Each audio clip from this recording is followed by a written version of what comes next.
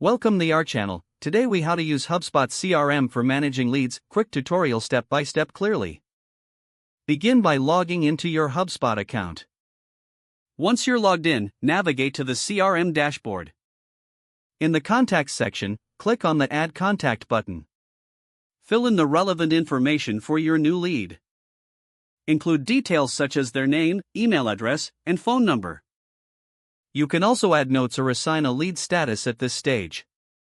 After entering the information, click on Create Contact to save. Next, to manage existing leads, go back to the Contacts dashboard. Here, you can view all your leads listed. Use the search bar to find specific contacts quickly. Select a contact to view more details about them. Take note of the timeline, which shows all interactions with that lead. To add a new interaction, click on the Log Activity button. Choose the type of activity, such as a call or email. Fill in the necessary details and save the activity.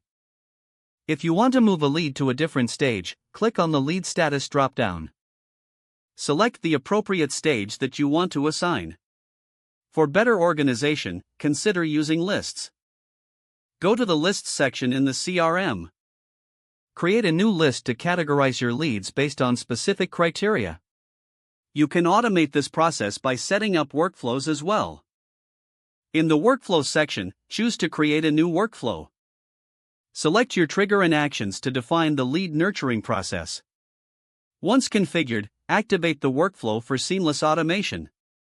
To analyze your leads, check out the Reports section. Here, you can track progress metrics and lead conversion rates. Adjust your strategies based on the insights you gain from these reports. Regular follow-up is key, so set reminders for each lead. Don't forget to like this video and subscribe to our channel for more step-by-step tech guides.